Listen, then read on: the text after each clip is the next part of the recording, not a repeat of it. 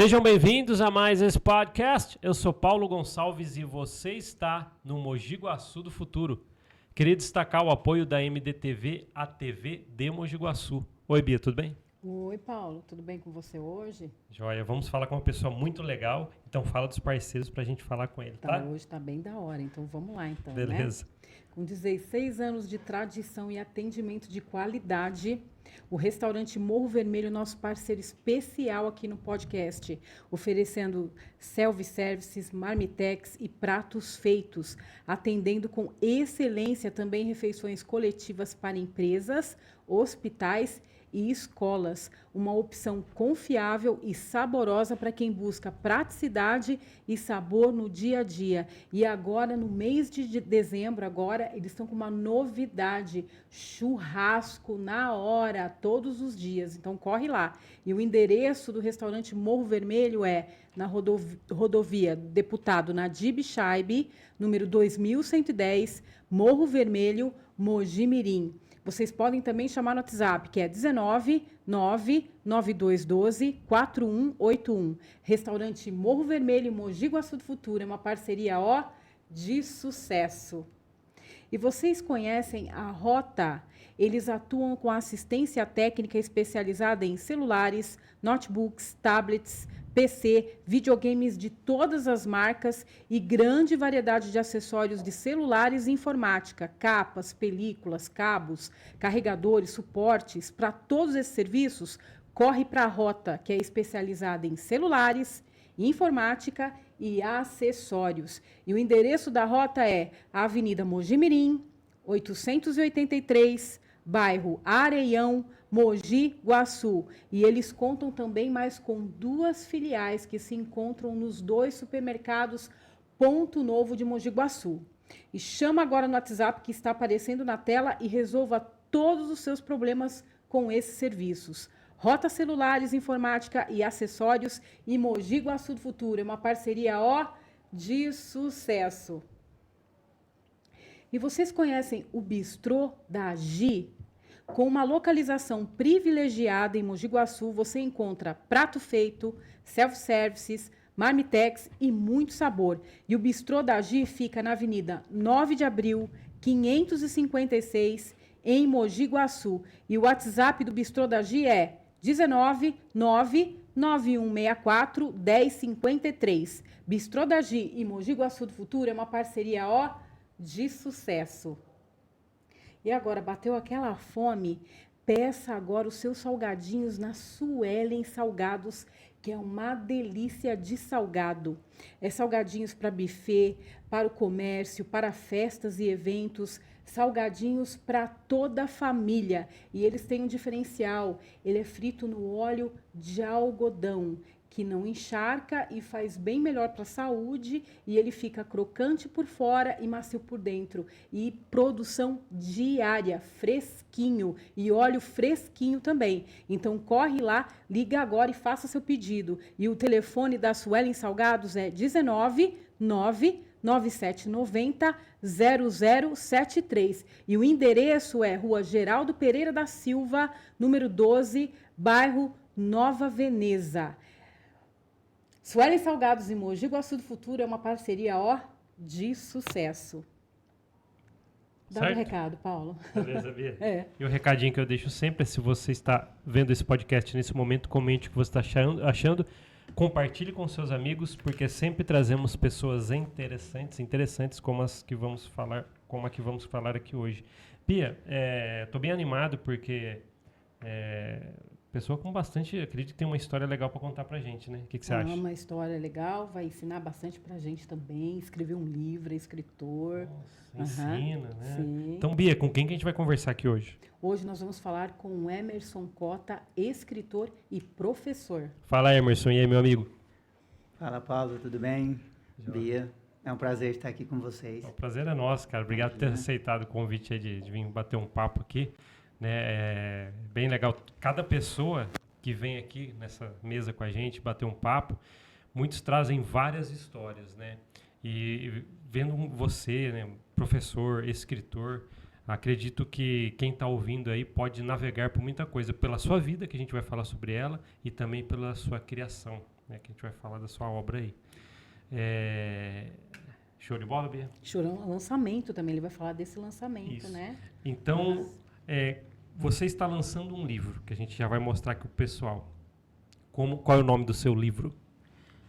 O Multiplicador de Sonhos e Oportunidades. Opa, cadê, Bia? Tá com você aí? Tá aqui. Aqui, ó. Vamos ver se... Olha lá, opa. Ai, que legal. Fica meio transparentezinho, né? Que a gente... Mas ele edita isso. depois. Aham. Mas a gente fica bem legal.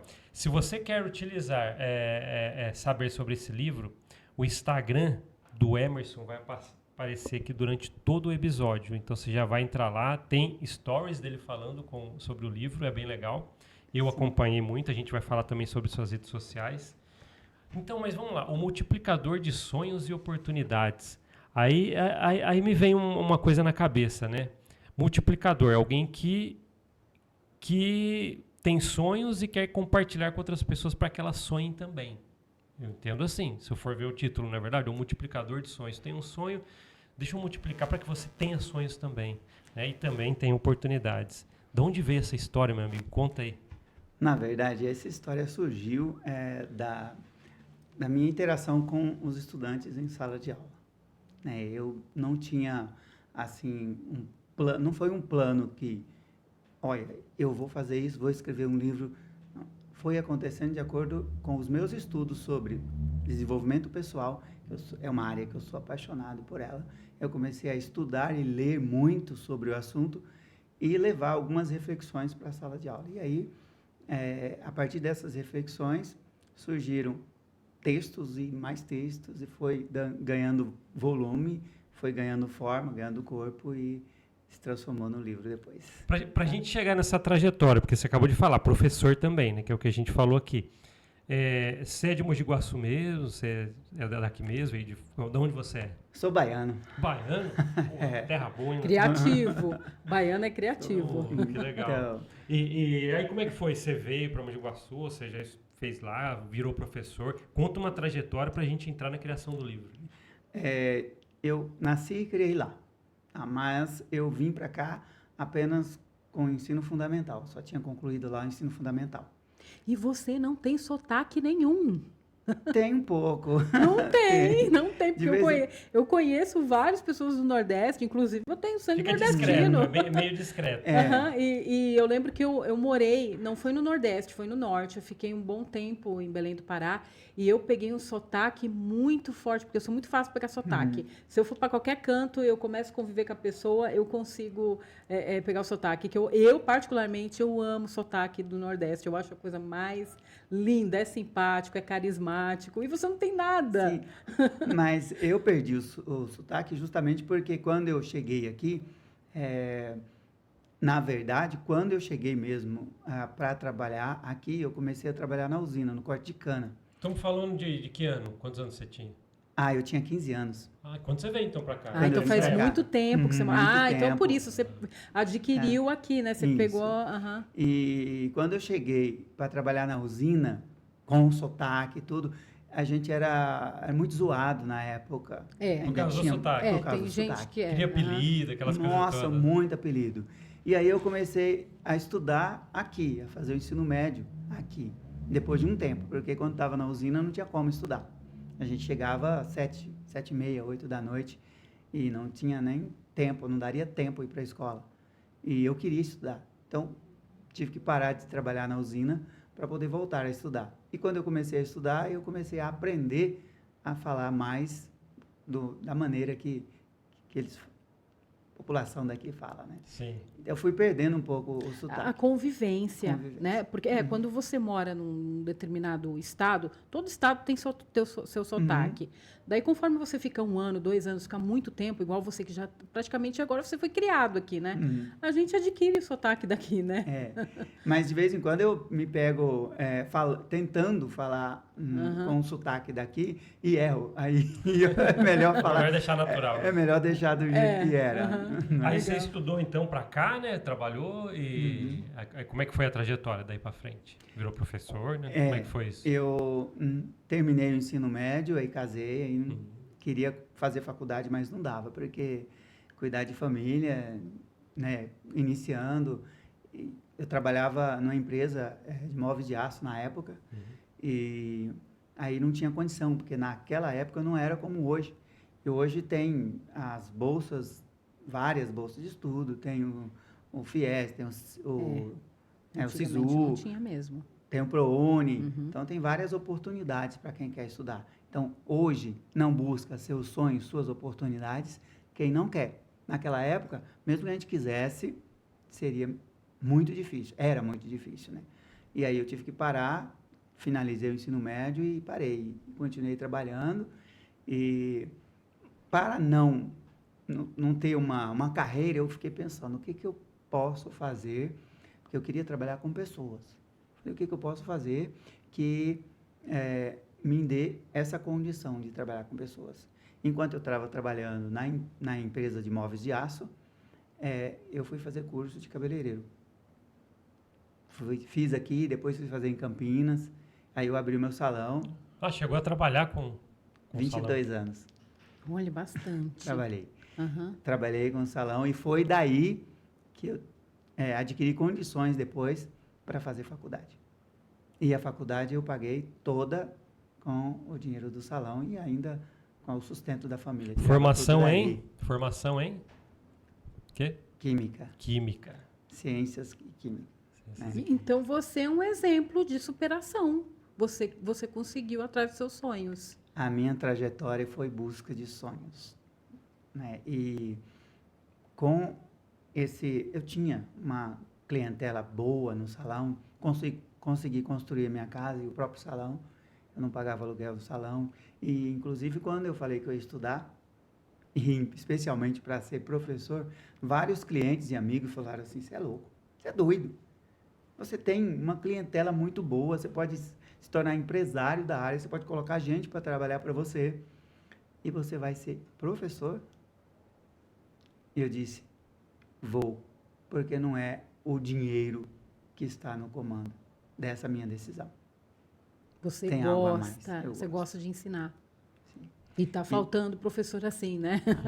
Foi por isso que eu fui fazer faculdade.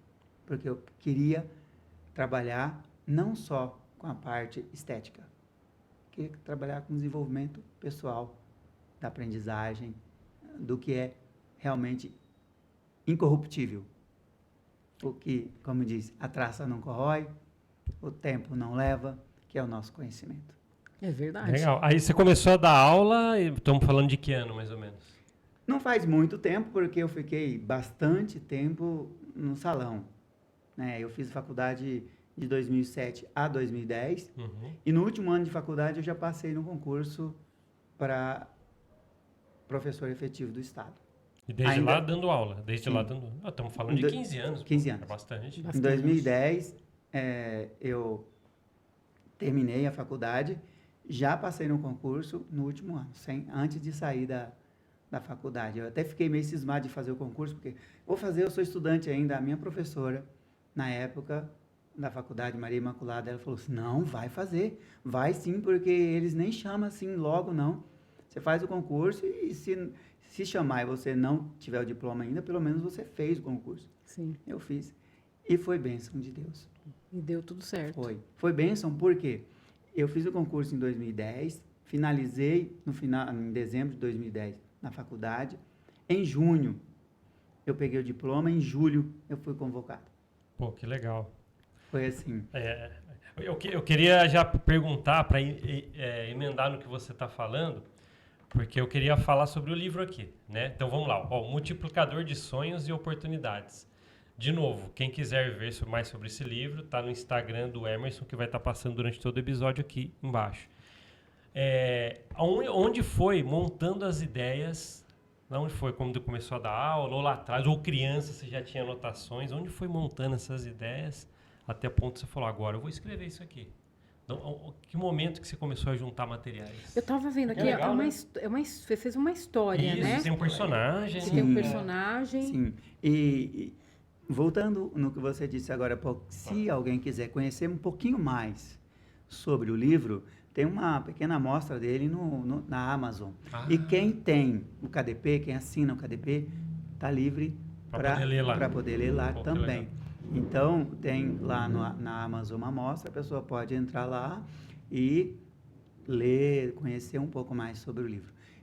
E se a pessoa quiser também conhecer um pouco mais sobre a minha história, um pouquinho sobre o livro também, é só acessar o site emersoncota.com.br. Tem o site também. Se eu não me engano, também se entrar no seu Instagram, tem um link para o Tem site. o link do site, Então. tá? E aí, através do Instagram também Então tem você acesso. tá aí, não sei como encontrar o Emerson. Vai no Instagram, lá você tem tudo. E mais, é só digitar no Google Emerson Cota, vai aparecer Mais lá fácil de ainda. cara. Show de bola. Legal, Então, legal. e Então, aí- tá fácil de achar, Tá, né? fácil.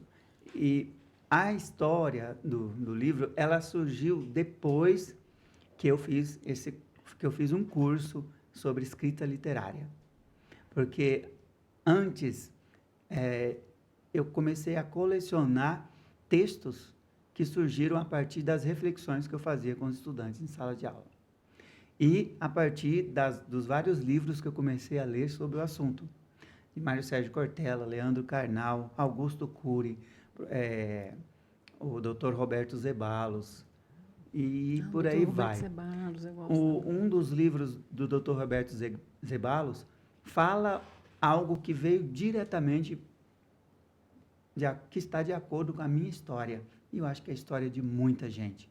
O título do livro é Desejo, Logo Alcanço. Ou Logo Realizo. Algo desse tipo. Uhum. Acho que é Desejo, Logo Realizo. E ele fala assim, quando você tem um sonho, tem um objetivo, busca fazer com que esse seu objetivo vá ao encontro do bem de outras pessoas, o universo cria coincidências para que esse sonho se realize, para que esse desejo se realize. Então, ele foi um dos inspiradores. Então, peraí, como é que é? Então, repete de novo, que eu achei interessante. Quando você tem um desejo, esse seu desejo vai de encontro ao bem de outras pessoas, o universo cria coincidência para você realizar o seu desejo. Essa é uma frase muito forte do livro dele, isso marcou. Isso mesmo. Me marcou. Uhum. Ele sempre fala, né? Otimismo sempre, né? Sim, e ele conta histórias de curas, histórias de realizações que seguem nessa linha. Eu acredito que ele fala do universo cria coincidências. Eu digo, Deus é a providência. A minha fé em Deus faz-me acreditar que existe anjos nos protegendo e que Deus está à frente. E se você faz algo que vai servir para o bem do outro, certamente Ele abençoa e faz isso acontecer. E ajuda você a conquistar isso. Então, essa é uma das minhas fontes de inspiração. Legal.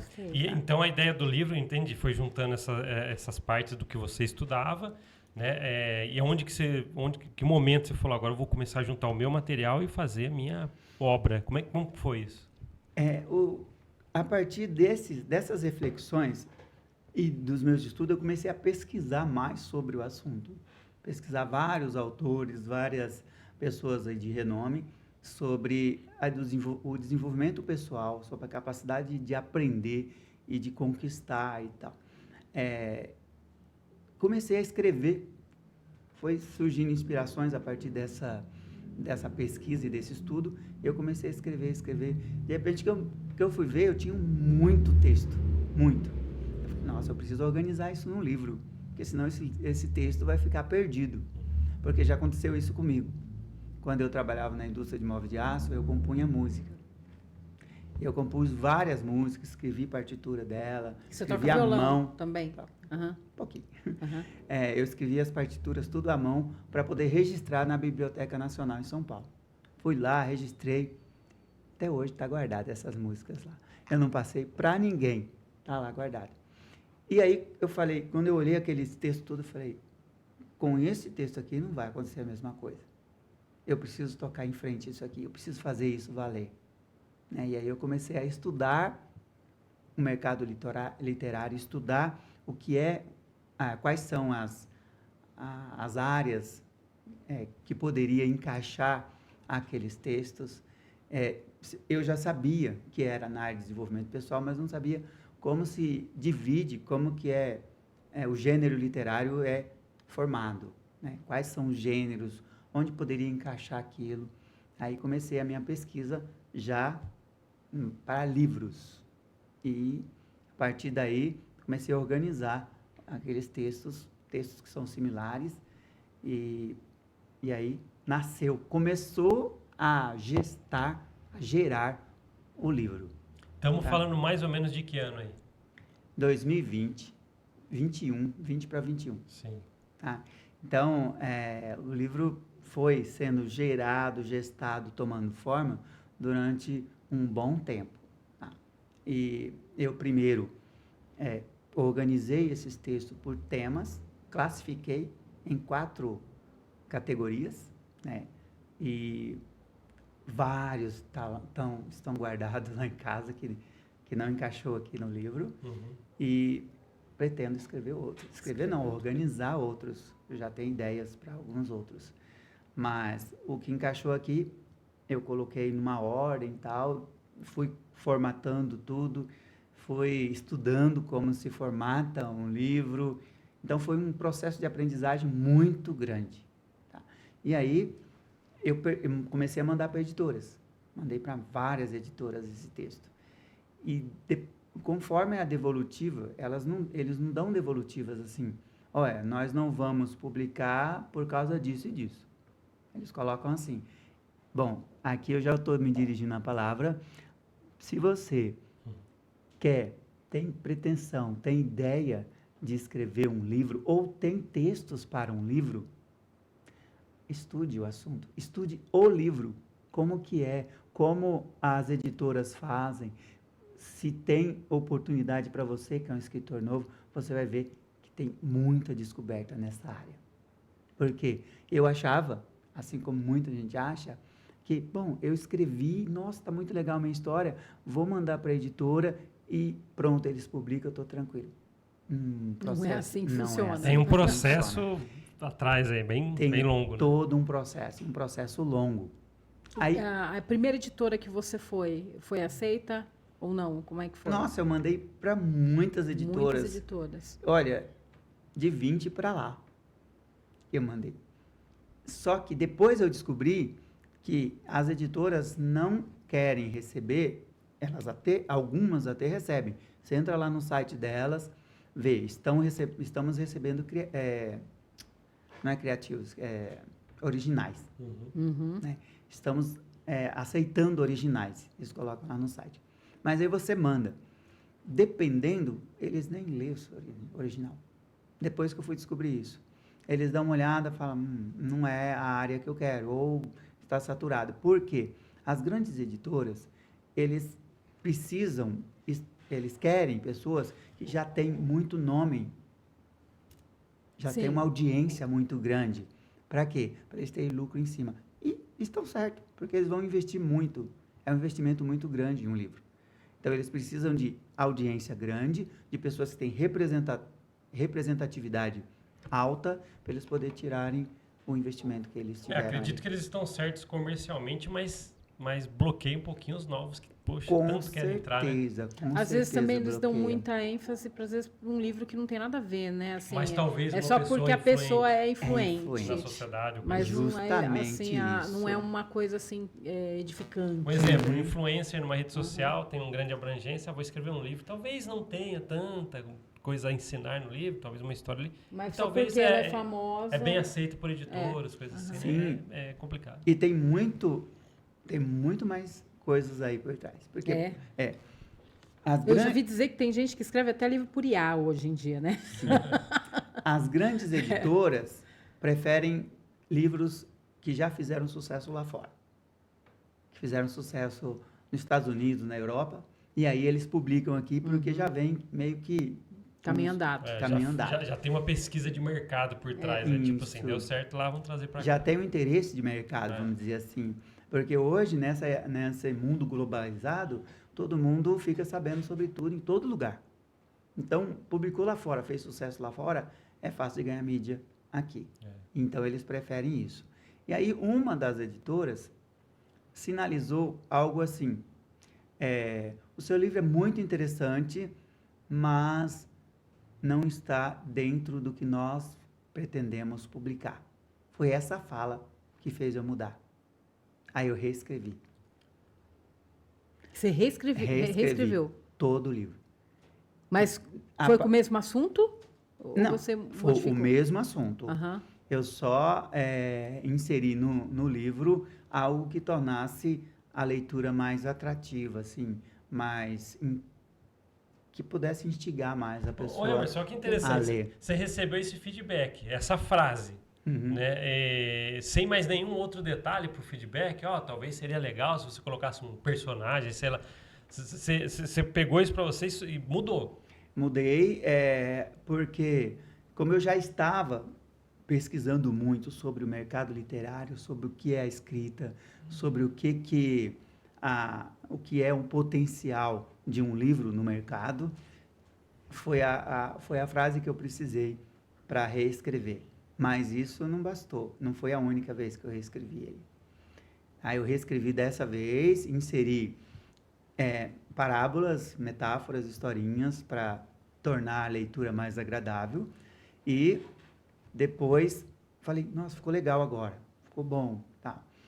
E aí eu comecei a fazer o curso Escritores Admiráveis para entender mais sobre o livro, sobre o mercado literário, sobre a produção do livro, sobre a escrita criativa, sobre todo o universo do livro. Foi a partir daí que eu comecei a entender como realmente estruturar um livro para publicação. Nossa, que legal. Então esse curso deve ser muito bom, né? É um curso muito bom. Para quem quer escrever um bom livro, eu recomendo. Né? Nossa, que legal. É um bom curso. E é bom porque você provou que ainda tem pessoas que escrevem, né, usando a inteligência, né, não é só IA, e que também você foi atrás do seu desenvolvimento para você criar uma coisa bem legal, bem assim aceita e que fosse atrativa, né? E agora que ele chegou, que eu peguei e comecei a entregar para algumas pessoas que já estavam esperando, alguns amigos, famílias, e eles abriram e falavam, e foi dando feedback para mim, aí eu acredito que eu cheguei no objetivo que eu esperava e que o curso me informou para isso. Eu acredito que eu cheguei. Já na mão, recebendo ali o retorno de como o estão feedback, recebendo. Que legal. Eu acredito que devo ter chegado. Lógico que deve ter coisas a melhorar. Eu acredito que tenha. Porque vai até ao encontro do que eu escrevo aqui e do que eu acredito. Ninguém está plenamente preparado e perfeito. Ninguém é 100% em nada. Sempre tem algo a melhorar. Tá? E nesse ponto, a partir desse ponto de vista, aí sim eu acredito que tem algo a melhorar aqui. E aí, se tiver uma próxima edição, vai estar melhor. E por isso que você quer continuar escrevendo mais. Isso, aprendendo porque mais. É a prática que leva ao aperfeiçoamento, né? Isso. Aí, Emerson, que legal. Você falou um pouquinho da sua trajetória, explicou, né, as versões que você refez do livro, com os feedback, para o que você foi aprendendo, curso de escritor lá para melhorar.